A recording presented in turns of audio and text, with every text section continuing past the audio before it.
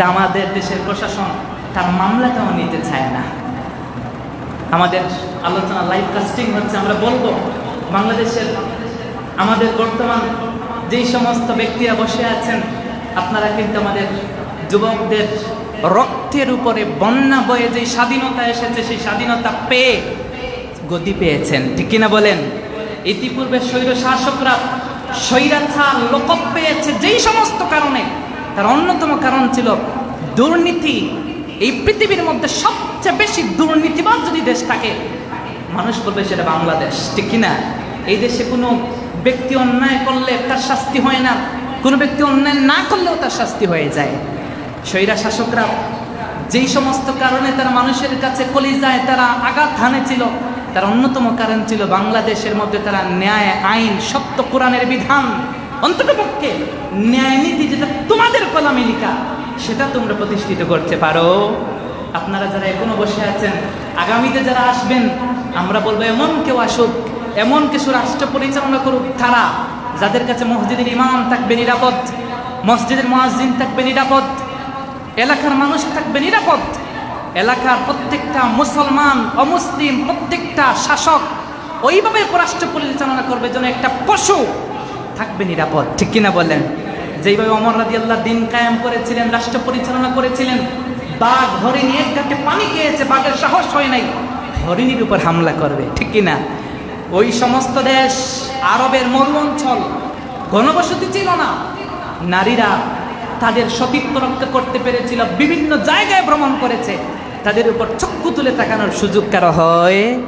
আর আজকাল আমাদের সন্তান, মেয়ে, বিবি বাচ্চা ঘরেও নিরাপদ নাই, ওই জায়গা থেকে নিয়ে তাদের সতীত্ব নষ্ট করা হয়, ধর্ষণ করা হয়, ওই জায়গায় আমাদের আইন মামলা নিতে চায় না, ঠিক কিনা? মনে রাখবেন, স্বৈরাচারের প্রথম যখন হয়েছিল, আপনারা থানাতে জায়গা পান নাই, খুঁজে পাওয়া যায় নাই, থানা ছেড়ে পালিয়েছেন, ঠিক কিনা? যদি এমন স্বৈর শাসকের অনুসরণ আপনারাও করেন, ওইবার তো পালানোর চেষ্টা করেছেন, পালাতেও পেরেছেন, স্বৈরাচাররা পালাতেও পেরেছে, তোমরা পালাতেও পারবা। আলেমদের প্রতি বিনয়ী হওয়া দরকার। বাংলাদেশে তুমি মুসলমান পরিচয় দিচ্ছ, তুমি শান্তিতে বসবাস করছো, খুঁজে দেখো আল্লাহ হক্কানি ওলি এবং আলেমদের কারণে তুমি এখনো বাংলাদেশে আছো, ঠিক কিনা? তোমার পরিচয় মুসলমান এখনো আছে। সত্য কথা বলতে গেলে আলেমরাই বলে, মসজিদ থেকে মিম্বর থেকে ইমাম বলে। তুমি তো সত্য কথা বলার জন্য রাষ্ট্রে নামো না, তুমি তো চেয়ার দখলের জন্য বসে থাকো। কিন্তু একজন ইমাম, একজন আলেম, একজন কোরআনের হাফেজ, একজন মাদ্রাসার ছাত্র, সে সব সময় দিনের প্রতি নম্র, ভদ্র, বিনয়ী, দুর্বল, যার কারণে সেও সর্বপ্রথম ইসলামের উপর আঘাত হানলে রাস্তায় নামে, ঠিক কিনা? আপনারা কি ওই কিয়ামতের ময়দানে উঠবেন না? তখন তো আল্লাহ জিজ্ঞেস করবেন, কুল্লুকুম রাঈন ওয়া কুল্লুকুম মাসউলুন আন রাঈয়াতিহি। তখন আপনি কি জবাব দিবেন? আপনি কি বলবেন যে আমি মুখ বন্ধ করেছিলাম, আর হুজুররা বলেছে আমরা সহযোগিতাও করতে পারিনি, আমরা যদি সহযোগিতা করতে যাই আমরা কি জানি গুম হই? ইসলামের জন্য গুম হতেও পারবেন না। আর সাহাবায়ে কেরামকে জীবিত রেখে করাত দিয়ে মক্তখানে দুটুকরা করে দেওয়া হয়েছে, ইসলাম থেকে কিঞ্চিত পরিমাণ তারা নড়ে নাই। সুবহানাল্লাহ বলবেন না? ওরা তো জান্নাতের সার্টিফিকেট দুনিয়া থেকে পেয়েছে, কই আপনি জান্নাত পাবেন সেটা কেমনে আশা করেন? এর জন্য আপনাকে আমাদের অত্যন্ত সজাগ হতে হবে। এখন ওই মসজিদের কমিটিরও দায়িত্ব ছিল ইমাম সাহেবের সেফটি সিকিউরিটি দেওয়া, মুসল্লির দায়িত্ব ছিল। যদি আপনি এমনটা করতে না পারেন, তাহলে আপনি কমিটিও যেমন আটকা পড়বেন, আপনি মুসল্লি আল্লাহর দরবারে আটকা পড়বেন, ঠিক কিনা বলেন? তো ইমাম তো হবেন নেতা, আপনার যে পলিটিক্যাল নেতা, কই ইমাম সাহেব তো আপনার ওই নেতা। রাষ্ট্রীয় প্রোপাইটর যিনি হবেন, তিনি যত বড় উপস্থিত হোক, আমাদের ডক্টর ইউনূস সাহেব, তিনি এত শিক্ষিত, শান্তিতে নোবেল পেয়েছেন, কি হয়েছে? তিনিও কিন্তু নামাজে গেলে ইমাম সাহেবের পিছনেই দাঁড়াতে হয়, ঠিক কিনা বলেন? ইমাম সাহেব যখন বলেন রুকুতে যান, তিনি রুকুতে যান, সেজদা করতে বললে তিনি ইমাম সাহেবের কথা লিগ মানতে বাধ্য, ঠিক কিনা বলেন? সেই ইমাম সাহেবের কোনো সিকিউরিটি নেই। কিন্তু আপনার পলিটিক্যাল একজন নেতা যখন আপনার কোনো জনসভায় বা তার বাসা থেকে বের হয়, তখন তার চতুর্পাশে আপনাকে দেখা যায়, চতুর্পাশে দেখা যায় কতজনই আছে তাকে সিকিউরিটি দেওয়ার জন্য। কিন্তু আপনার ইমানের সিকিউরিটি, আপনার নামাজ যার উপর ডিপেন্ড করছে, আপনার আখিরাত, জান্নাত জাহান্নাম যার উপরই ডিপেন্ড করছে, সেই ইমাম সাহেবের সিকিউরিটি আপনি আমি দিতে পারি। কিন্তু একটা পলিটিক্যাল নেতা তার পিছনে আপনিও আছেন, দেশের আইন আছে, তার উপর কেউ কথা বলতে পারে না। আমরা দেখেছি স্বৈরা শাসকের যুগ ছিল এমন, তাদের বিরুদ্ধে কথা যদি কেউ কারো পার্সোনাল প্ল্যাটফর্মেও বলে, ওই জায়গা থেকে ধরে নিয়ে তাকে রিমান্ডে ঢুকিয়েছে, ঠিক কিনা বলেন? মিথ্যা মামলা দিয়েছে, মিথ্যা অভিযোগে অভিযুক্ত করেছে। তা আপনারও দায়িত্ব, আপনার এলাকার ইমামের ব্যাপারে আপনি কঠোর হবেন। গাজীপুর ইমাম সাহেব যখন সত্য কথা বলেছেন, তাকে ধরে নিয়ে গেছে, তার উপর নির্যাতন। তাদের সবচেয়ে বড় যেই মিশন সেটা হচ্ছে বাগুয়া লাভ ট্র্যাপ। বাগুয়া লাভ ট্র্যাপের চক্রান্ত সবচেয়ে বড় হিন্দুদের। বাগ্য মানে হচ্ছে গেরুয়া পোশাক, যা হিন্দু সন্ন্যাসী বা ইসকন সদস্যরা ব্যবহার করে। সেটা হচ্ছে এমন যে বর্তমান সোশ্যাল মিডিয়ায় আপনার মেয়ে, আপনার ওয়াইফ, আপনার বোন সোশ্যাল মিডিয়া ইউজ করে, তাকে মেসেঞ্জারে নক করে দিন ইসলামের কথা শোনায়, আমি ইসলাম কবুল করব, আমাকে সহযোগিতা করো, হ্যান তেন বুঝায়, প্রেমের ফাঁদে ফালায়, বিয়ে করার প্রলোভন দেয়, সতীত্ব নষ্ট করে, ভারতে পাচার করে, কাউকে দর্শন করে। আমরা কিছুদিন পূর্বে গাজীপুরে দেখেছি 13 বছরের একটা মেয়েকে ধর্ষণ করেছে, ঠিক কিনা? তা আপনি তো মুখ বন্ধ করে বসে আছেন, ওরা সুযোগ পাচ্ছে। আজ নিয়েছে আপনার আরেক ভাইয়ের মেয়েকে, আগামীকাল আপনারটাও নিবে, চিন্তা করেন না। আরেকজনের উপর জুলুম হয়ে হাইছেন না, ঠাট্টা করেন না। আপনার উপর আসতেও দেরি হবে। ওইটা যে আপনার উপর আসতো, আপনি কি করতেন? পারতেন কিছু করতে? পারতেন না তো। তো এখনই আপনাকে সজাগ হতে হবে।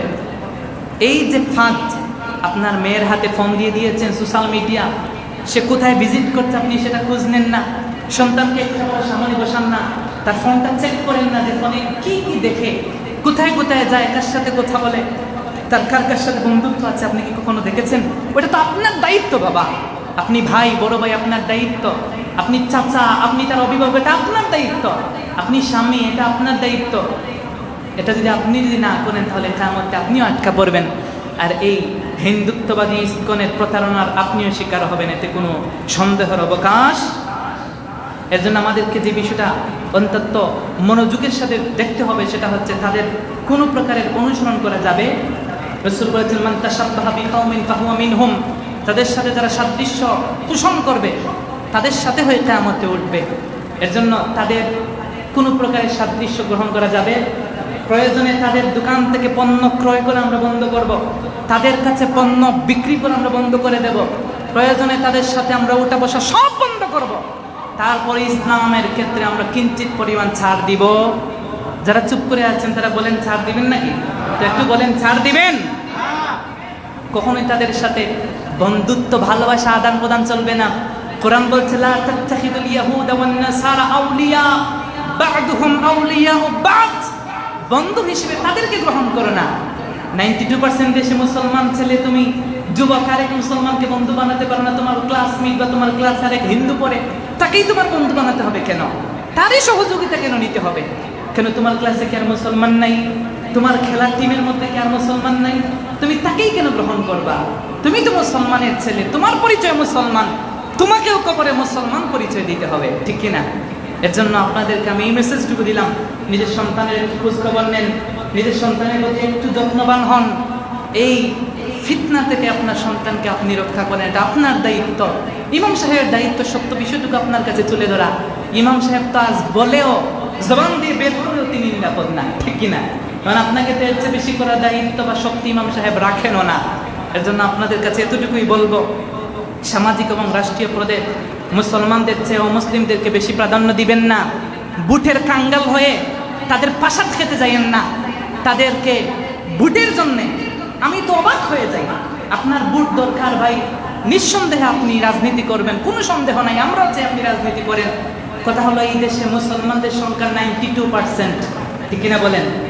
92% মুসলমান, মাত্র 8% অমুসলিম। যদি আমার কথা হচ্ছে তোমার উদ্দেশ্য তাকে গদি পাওয়া, দিন কায়েম করা, হক কায়েম করা, তোমার বিবেককে আমি জিজ্ঞেস করি, আমার পরিসংখ্যান বলছে 92% মুসলমানের ভোট যদি তুমি পাও, আর 8% অমুসলিম বা বিধর্মীর ভোট যদি তুমি না পাও, তাও তো তুমি গদি পাচ্ছ। তাহলে 8% মুসলমান নাই তোমার কাছে। এই 8%-এর জন্য তুমি অমুসলিমের কাছে যাও, তাদের ধর্মের সাপোর্ট দাও, তাদেরকে শুভেচ্ছা দিচ্ছ, গীতা পাঠ করছো, ঈমান হারাও হচ্ছ। ঠিক কিনা বলেন? আপনি রাজনীতি করবেন, আমরাও আপনার সাথে আছি, আমরাও রাজনীতি করবো, সমস্যা আছে? সমস্যা নেই। কিন্তু কথা হলো, রাজনীতির নামে মুসলমানের ইজ্জতকে আপনি অন্যের হাতে তুলে দিবেন কেন ভাই? 8% ভোট না পাইলে কি আপনি জিততে পারবেন না? 92% ভোট পাইলেই তো আপনি জিততেছেন। সোজা কথা না, পরিসংখ্যান বোঝেন নাই আমার। 8% যদি ভোট আমাকে নাও দেয় তাহলে কি আমি জিতবো না? তাহলে কেন পাশাত খেতে হবে, কেন গীতা পাঠ করতে হবে কেন?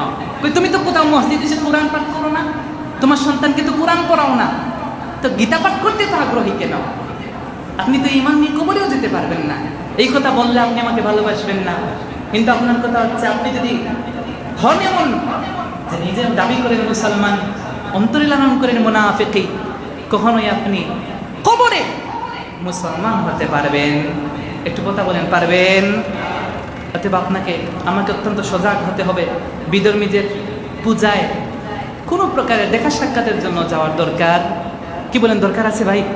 আল্লাহ আপনাকে তো শ্রেষ্ঠ জুমার দিন দিয়েছেন, ঈদুল ফিতর দিয়েছেন, ঈদুল আজহা দিয়েছেন। মুসলমানদের থেকে উন্নত কোনো ধর্ম আছে, উৎসব আছে? এত ফ্লেক্সিবল ধর্ম আপনি কোথাও পাবেন? কোথাওই তো পাবেন না। এজন্য আপনি আমি এই বিষয়টাকে যেন একটু খেয়াল করি। আল্লাহ রাব্বুল আলামিন আমাদেরকে যেন এই বিষয়গুলো বোঝার, সজাগ দৃষ্টি রাখার, আলেমদের সাথে থাকবেন, নিজের ইমামের খোঁজ নেবেন, ইমামের সিকিউরিটি দিবেন, আপনার এলাকার যেই আলেম আছেন তাকে সম্মান করবেন, তার কমান্ড মানবেন, নিজেকে বেশি পণ্ডিত মনে করে মাথা মোটা মনে করেন না। আর না এমনও হতে পারে অন্যথায় কিয়ামতের ময়দানে তো ভালো, কবরে অন্তত ঈমান নিয়ে হয়তো যেতে পারবেন। আলেমদেরকে ডিসগাইড করবেন না, আলেমদের প্রতি ইনকার করবেন না। আলেমদের কারণে আপনি মুসলমান পরিচয় দিচ্ছেন। এই দেশে কোনো নেতা খেতা, কোনো পলিটিক্যাল নেতা ইসলাম নিয়ে আসে নাই। আল্লাহর হক অলিরা, আল্লাহর অলিরা এই পৃথিবীর মধ্যে, বিশেষ করে ভারত উপমহাদেশে, এই সাবকন্টিনেন্টে দিন ইসলাম নিয়ে এসেছেন। ঠিক কিনা? সেটা আপনি ঠিক বললেও ঠিক, স্বীকার করলেও ঠিক, আপনি স্বীকার না করলেও কি ঠিক।